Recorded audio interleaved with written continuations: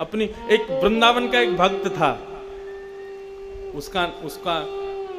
उसको सब अलबेला कहते थे वृंदावन में, उसको नाम ही पड़ गया था अलबेला। तो बंधु वो रोज बिहारी जी का दर्शन करने जाता था अपने सब मित्र मंडली के साथ में, वृंदावन में रहता था। बिहारी जी का दर्शन करने के लिए नित्य जाता तो सारे उसके सखा दर्शन करते। सखा मतलब सब भजनानंदी थे, अलग अलग कुटियाओं से सब एक जगह मिलते और फिर बिहारी जी का दर्शन करने जाते। बहुत वर्षों तक बिहारी जी ने उसको दर्शन दिया, लेकिन एक दिन एक अचंबा हुआ। जैसे ही बिहारी जी का दर्शन करने के लिए गया तो बिहारी जी में बार बार पर्दा आता है, तो पर्दा आया हुआ था, दर्शन करने के लिए सब खड़े थे। जैसे ही पर्दा हटा सब कहने लगे श्री वृंदावन बिहारी लाल की। उसके संग जो बाकी के भजनानंदी संत थे वे भी सब कहने लगे वृंदावन बिहारी लाल की जय, लेकिन उसने नहीं कहा। वो सामने जब देख रहा था तो बिहारी जी जब बाहर विराजते हैं तो बगल में सखियां चमर वमर लेके सब खड़ी रहती हैं, चांदी के सिंहासन रहता है, सब फूल बंगला बना रहता है। फूल बंगला है, सिंहासन है, सखियां हैं, लेकिन बिहारी जी उसको नहीं दिख रहे थे। अगल बगल वालों को बोला, बोले तुम जय जयकार क्यों बोल रहे हो? बोले अरे बिहारी जी के दर्शन तो जय जयकार से ही होते हैं। उसने आंख मीड़ करके देखा, बोले बिहारी जी बैठे हैं सामने। बोला अरे दिख तो रहे सामने, तू दर्शन क्यों नहीं कर रहा है? और वो कैसे कहे सबसे कि मुझे दिख ही नहीं रहे हैं। वो मनी मन विचार करने लगा, अपनी आंखें मीड़ने लगा, क्या हो गया, मुझे ठाकुर जी दिख क्यों नहीं रहे हैं? चला गया, रात भर सोया नहीं, कुछ खाया नहीं, कुछ पिया नहीं। यमुना जी से प्रार्थना करता है कि हे यमुना मैया, मुझसे कोई अपराध है गयो जो ठाकुर जी मुझको दर्शन नहीं दे रहे? किसी से कह भी नहीं सकता, क्योंकि यदि किसी से जाकर के कहा तो सब लोग मेरा आश्चर्य करेंगे, लोग मेरी बात बनाएंगे, पूरे वृंदावन में हल्ला मच जाएगा। शाम को प्रणाम करके पुनः बिहारी जी का दर्शन करने के लिए गया। बोले कल पता नहीं क्या हुआ, मैं देख नहीं पाया हूँ, मुझसे कोई अपराध बन गया होगा, आज बिहारी जी दिखेंगे। दूसरे दिन जब पुनः गया, सबने दर्शन किए, कपाट खुलते ही सब जय जयकार करने लगे, वृंदावन बिहारी लाल की जय। उसने फिर देखा तो सामने फिर बिहारी जी नहीं दिखे, अकेला सिंहासन खाली।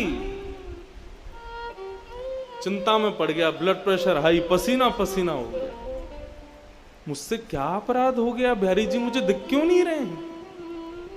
किसी को पता ना चले तो उनसे बड़े अलग ढंग से पूछता है, बिहारी जी की पोशाक बड़ी सुंदर है ना? तो बताते हैं हाँ आज तो पीली पोशाक पहनी है, हाँ देखो कमल की माला पहनी है, बिहारी जी का मुकुट कितना सुंदर लग रहा है, बिहारी जी की सुंदर देखो क्या छटा दिख रही है, गाल ऐसे चमक रहे हैं। सुन करके रोने लग जाता, बोले मुझे क्यों नहीं दिख रहे हैं?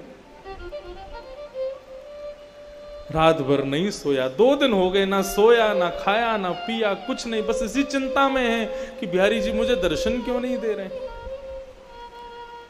तीसरे दिन सुबह वृंदावन परिक्रमा लगा करके आया, यमुना स्नान किया, ब्रजवासियों को प्रणाम करने लगा। अरे कोई अपराध हो गया हो तो हे बिहारी जी क्षमा करना।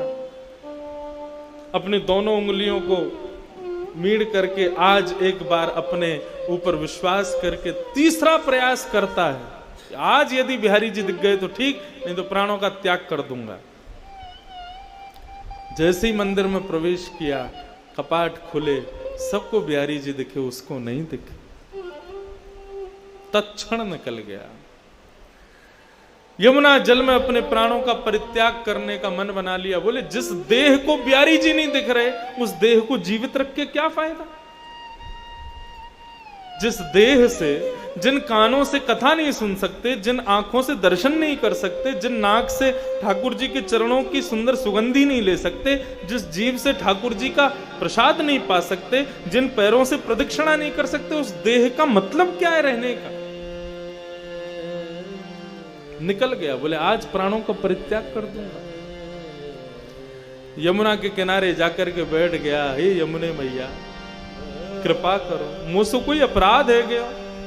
मुझको याद है मैंने ऐसो कछु ना कियो, जाके भाव से ठाकुर जी मुझको दर्शन नहीं दे रहे हैं।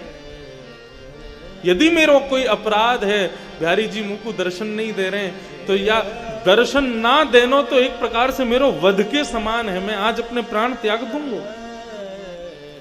यमुना जल में प्रवेश करने लगा अपने प्राणों के परित्याग के लिए। तभी एक व्यक्ति वहां पर आया, उसको कुष्ठ रोग हो गया था,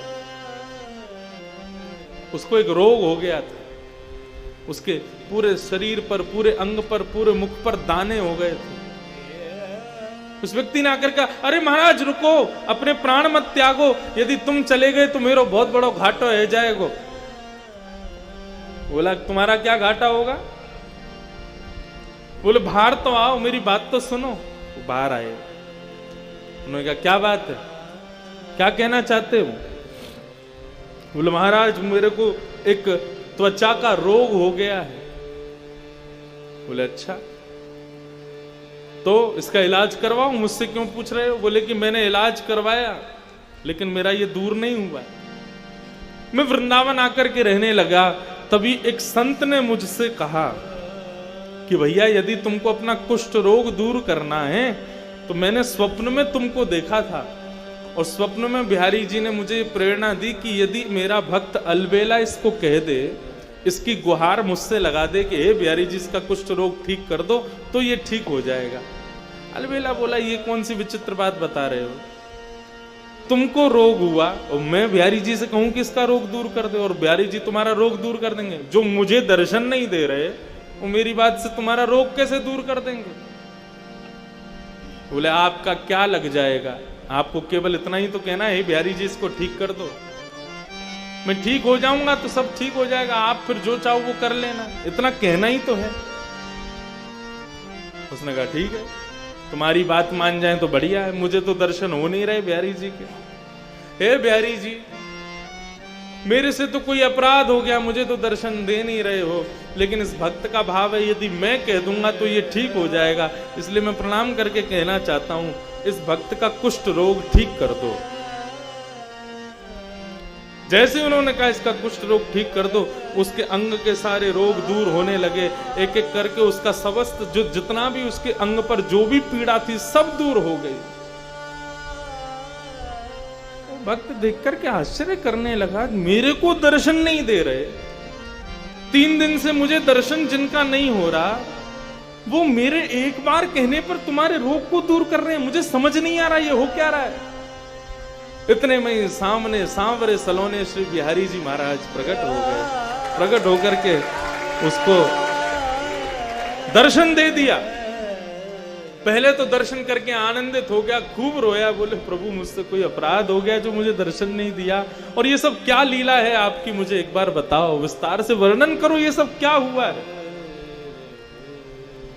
बिहारी जी कितनी अच्छी बात कहते हैं। बिहारी जी बोलते हैं संसार के लोग मेरे मंदिर में आते हैं, सब कोई भी शांत नहीं रहता है, बोलते ही रहते, बोलते ही रहते, बोलते अपने सब कष्ट मुझको बताते हैं, किसी के परिवार में कष्ट, किसी के शरीर में कष्ट, किसी की मैया से दुखी, किसी कोई पत्नी से दुखी, कोई बच्चों से दुखी, सब कष्ट में हैं, सब मुझसे आकर के यही मांगते रहते हैं कि हे बिहारी जी कृपा करो,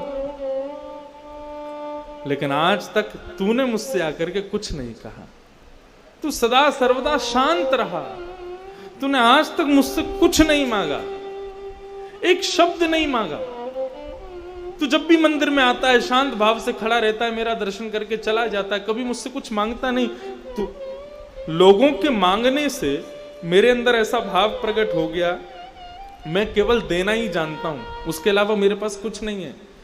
लेकिन अलवेला मेरे से आकर के कभी कुछ नहीं मांगता है, तो जो मुझसे कुछ नहीं मांगता ऐसे व्यक्ति को मैं दर्शन कैसे दूं?